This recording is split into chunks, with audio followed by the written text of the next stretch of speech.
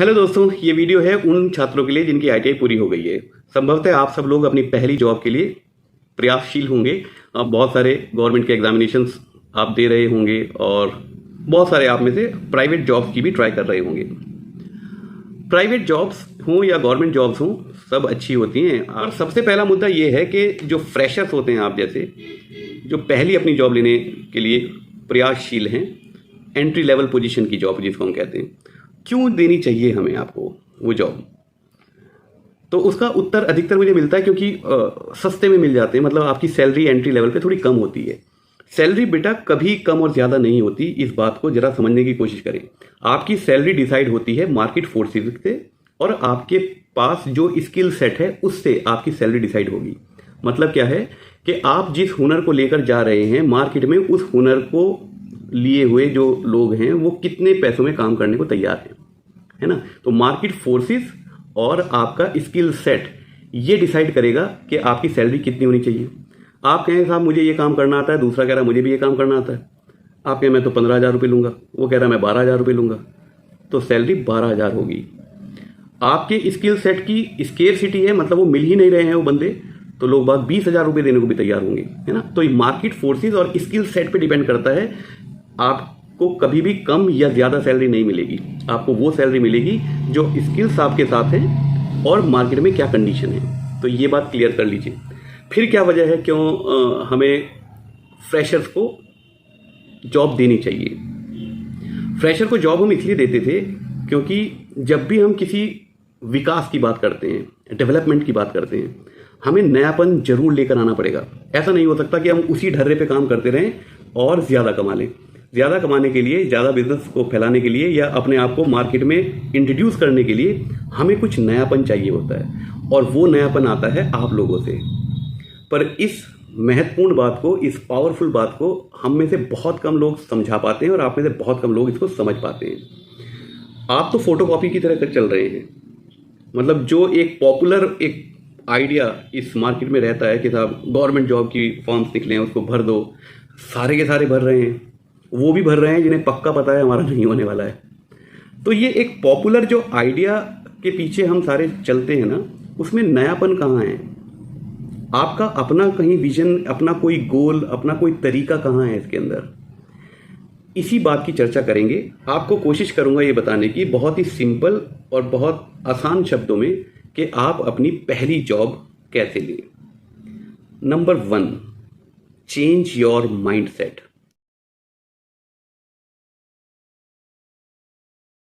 जो आपका नज़रिया है ना, उसको चेंज करें, उसको बदलाव होने दें।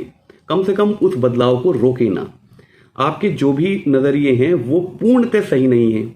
एग्ज़ाम्स में ऑब्जेक्टिव टाइप की तैयारी कर लें, चाहे वो कॉम्पिटिटिव एग्ज़ाम्स हो या आईटीआई के एग्ज़ाम्स हो। आपकी आदत ऐसी पड़ गई कि बहुत सारे ऑब्जेक्टिव टाइप को टेस्ट मार लें तो सिलेक्शन हो जाएगा। मुझे नहीं लगता कि इससे बहुत ज़्यादा आपको फ़ायदा होने वाला है।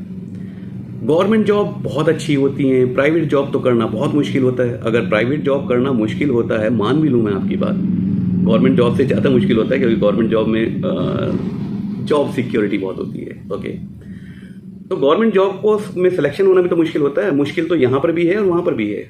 और आप मुश्किल काम को करने से क्यों डरेंगे भाई? आपको आसान काम के लिए क्यों पैसे दिए जाएंगे, है ना। तो पहले तो अपना माइंडसेट बिल्कुल दुरुस्त करें। सबके लिए गवर्नमेंट जॉब्स नहीं है, सबके लिए प्राइवेट जॉब्स भी नहीं है, सबके लिए सीटीआई नहीं है, सबके लिए स्वरोजगार नहीं है, सबके लिए विदेशों में और देश के अंदर अवसर नहीं है। आप अपने लिए चयन करें, दूसरों को देख के कोई अपना आइडिया ना बनाएं। आप ये देखें कि आपके क्या हालात हैं और उन हालातों में बेस्ट विकल्प क्या होगा आपके लिए। कई कई साल हम तैयारी में लगा दें और गवर्नमेंट जॉब्स में लगा दें तो वो मेरे ख्याल से एक सही स्ट्रेटेजी नहीं होगी। इससे बचें। तो अपना जो सोचने का नज़रिया है, जो अप्रोच का नज़रिया है, जब हम किसी लक्ष्य को प्राप्त करने के लिए चलते हैं या अपना मन बनाते हैं, उसके पीछे एक नज़रिया होता है। उस नज़रिए को दुरुस्त करना है पहली जॉब अगर पानी है तो। नंबर 2,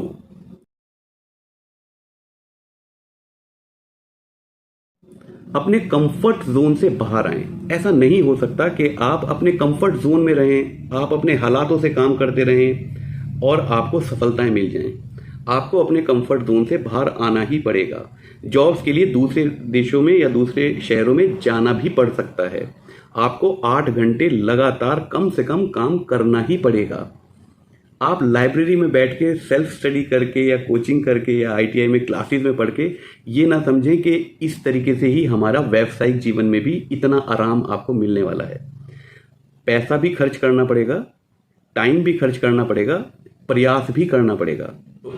फॉर्म्स भरें, सारे कॉम्पिटिशन्स दें, इंटरव्यूज़ के लिए जाएं, कंपनी में विजिट करें। अगर इंटरव्यूज़ नहीं भी हैं, आपके घर के आसपास जो भी कंपनी है उनके पास जाएं और जाके अपने आप को प्रेजेंट करें, बात करें वहाँ पर पहली जॉब लेने के लिए।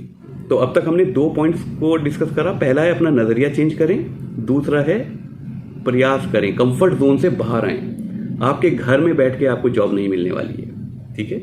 या मन आधा करके, हतोत्साहित होके, कॉन्फिडेंस को लूज करके आपका फायदा नहीं होने वाला है, ठीक है? अब तीसरे मुद्दे पर आते हैं, ये बहुत इंपॉर्टेंट है।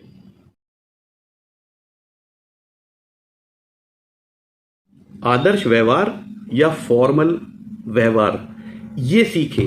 आपके में से बहुत आता है। हमें तो, हम तो आप जनाब से बात करते हैं, सबसे बड़ी तमीज से बात करते हैं, हम तो कुछ कहते ही नहीं किसी को।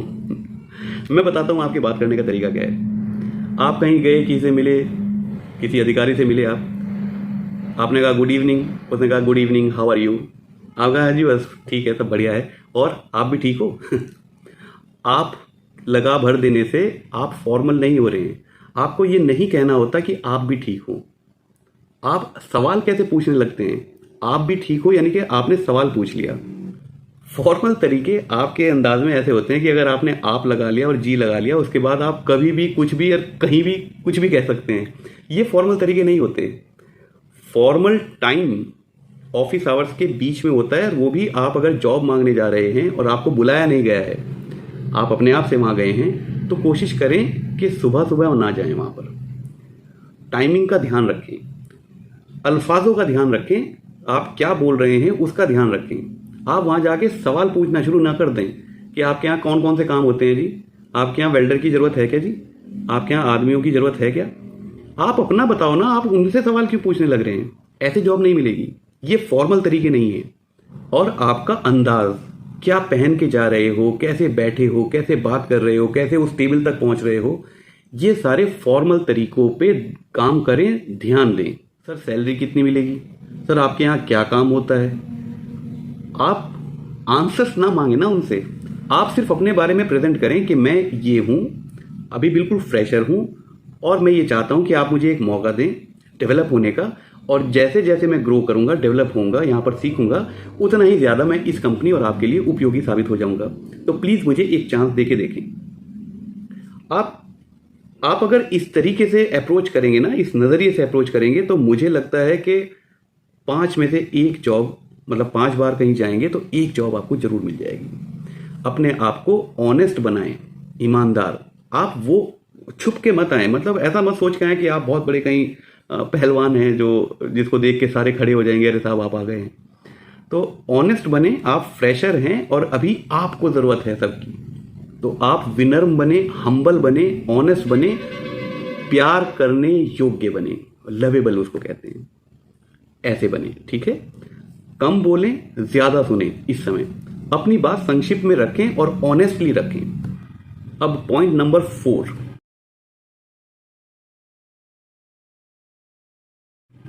Prepare a resume. अपना एक करिकुलम वीटे या रेज्यूमे प्रिपेयर करें, प्रीफरेबली वेरी शॉर्ट, 1 पेज का होना चाहिए। 1 पेज में आपका, उसमें ना तो फ़ॉन्ट साइज इतना बड़ा हो कि उसको लगे भरना पड़ रहा है, ना इतना छोटा छोटा हो कि वो दिखाई ना दे। 2-3 पेज का रेज्यूमे एंट्री लेवल पे आपको बनाने की आवश्यकता नहीं है। उसमें अगर फोटोग्राफ हो, साइन करा हुआ हो, डेट लिखी हुई हो, और आपके बारे में पर्सनल डिटेल हो, और आपकी एजुकेशन क्वालिफिकेशन हो, इतना बहुत है। अधिकतर बच्चों के रेज्यूमे में मैं देखता हूं कि computer knowledge, yes, basic computer knowledge. Basic computer knowledge से क्या समझ में आता है मुझे? जब आप इंग्लिश में लिख नहीं पा रहे हैं और पढ़ नहीं पा रहे हैं, तो कंप्यूटर की बेसिक नॉलेज का कैसे उपयोग करते हैं, है ना? उसके लिए जरूरी ये है कि आप अपनी इंग्लिश को सुधारें।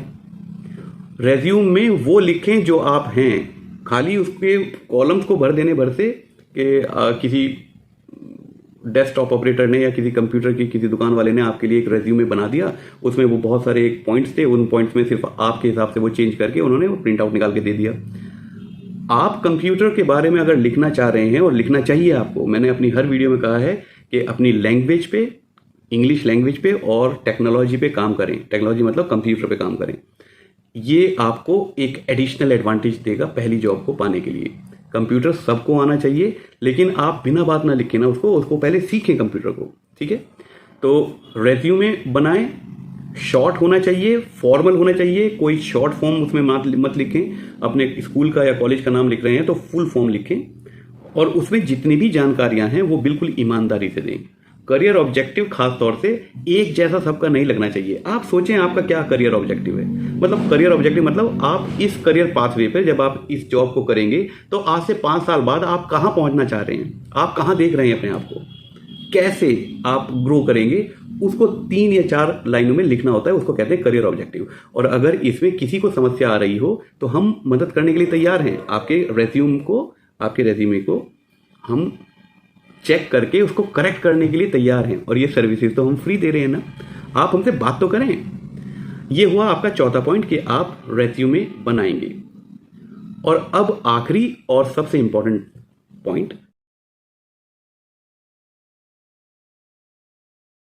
एफर्ट्स जारी रखें और पेशेंस रखें, धैर्य रखें।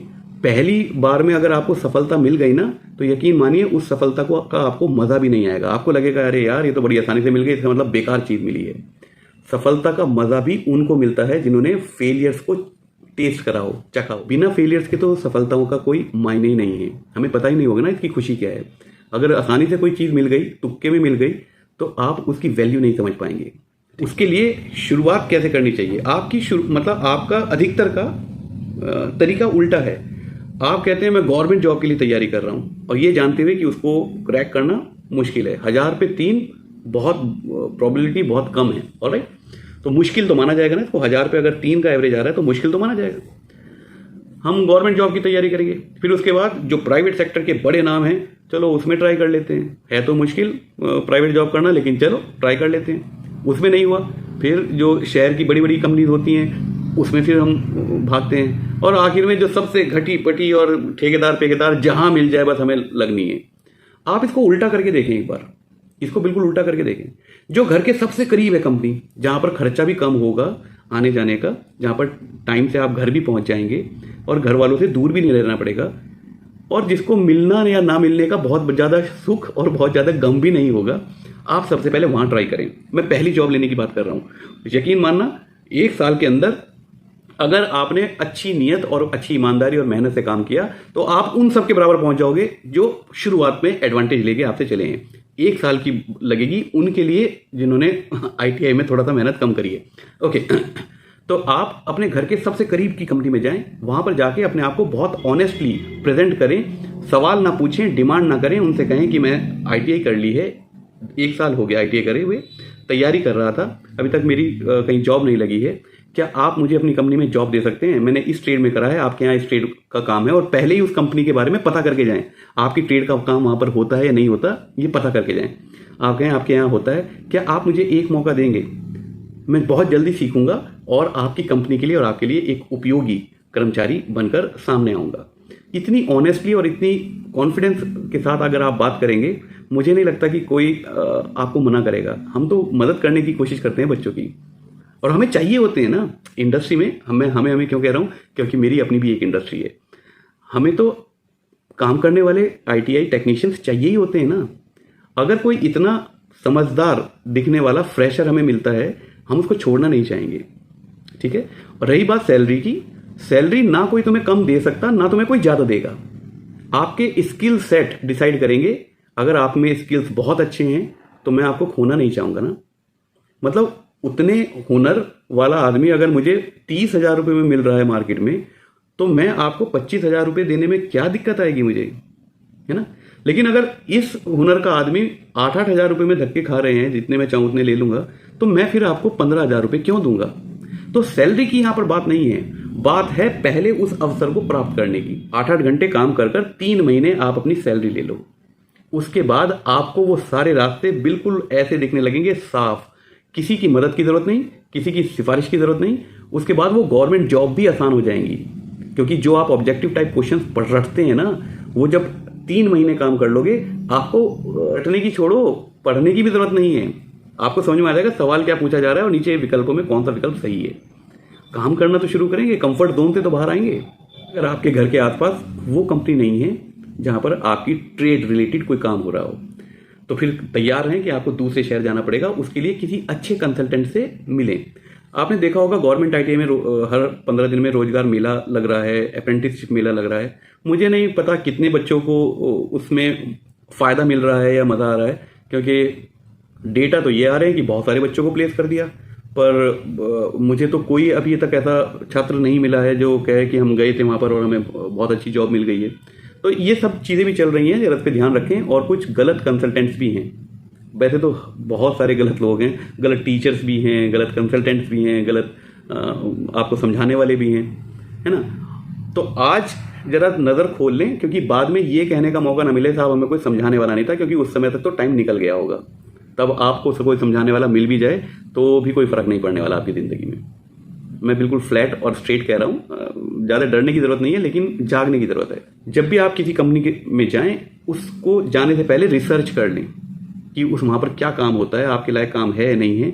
आप वहाँ पर ये बताना चाहेंगे कि मैं इस कंपनी में काम करना चाह रहा हूँ क्योंकि मैंने सारी चीज़ें पता कर ली हैं और ये वो कंपनी है जहाँ पर मैं काम करना चाहूँगा। तो उस कंपनी के बारे में पहले पता कर लें कि आप कहाँ जा रहे हैं इंटरव्यू देने, किस किस तरीके के वो सवाल आपसे पूछ सकते हैं, आपसे ट्रेड से रिलेटेड। क्योंकि जरूरी नहीं है कि आपने अगर इलेक्ट्रिशियन कर रखा है तो हर आदमी पंखे की वाइंडिंग ही कर रहा हो सकता है वो स्विचेस बना रहा हो सकता है वो एमसीबी बना रहा हो। तो आप अपनी तैयारी करके जाएं कि किस किस तरीके के वो मेरे से सवाल पूछ सकते हैं, है ना। तो अच्छा रहेगा। जितने भी एग्जामिनेशन हो रहे हैं, कॉम्पिटिशन हो रहे हैं या इंटरव्यूज हो रहे हैं, आप जितनों में हो सके अपने आप को पार्टिसिपेट करवाएं। उनमें पार्टिसिपेट करके कॉन्फिडेंस बढ़ता है। हतोत्साहित होने की जरूरत नहीं है, क्योंकि ऐसा जरूरी नहीं है कि आप पहली बार किसी कॉम्पिटिशन को दें या इंटरव्यू में जाएं और वहां पर आपको सिलेक्शन हो जाए, लेकिन आप सीखने के लिए तैयार रहें। और इन सब क्रियाओं को करते हुए धैर्य और कॉन्फिडेंस बनाकर रखें। 2 महीने 3 महीने जिस दिन आपने चलना शुरू करा और इन मेरी 5 सलाहों को मानना शुरू करा, मैं पूरा श्योर हूं, क्योंकि मैंने बहुत सारे इंटरव्यूज दिए भी हैं और लिए भी हैं। आप 2 महीने के अंदर आप अपनी पहली जॉब में होंगे। जब आप एक बार पैसा सैलरी लेनी शुरू कर देंगे, उस आदत में आ जाएंगे, उसके बाद वो ग्रोथ होनी भी शुरू हो जाएगी और आपसे जो आगे हैं आप उनके पास पहुंचने में ज़्यादा से ज़्यादा 1 साल लगता है। अगर आप वाकई सीखना चाह रहे हैं तो वो स्किल सेट्स भी आप 1 साल के अंदर अपने अंदर डेवलप कर लेंगे। तो ये वीडियो उन बच्चों के लिए है जो परेशान हो रहे हैं। बहुत सारे बच्चे हैं वो जो परेशान हो रहे हैं। हम आपके साथ हैं रेज्यूम बनाने में या किसी भी काउंसलिंग के लिए या कंसल्टेंसी के लिए। अगर आपको हमारी आवश्यकता है तो हमारे डिस्क्रिप्शन में लिखे हुए हेल्पलाइन नंबर है, उन पे हमें आप कांटेक्ट कर सकते हैं। स्वस्थ रहें, खुश रहें, सेफ रहें। Thank you very much.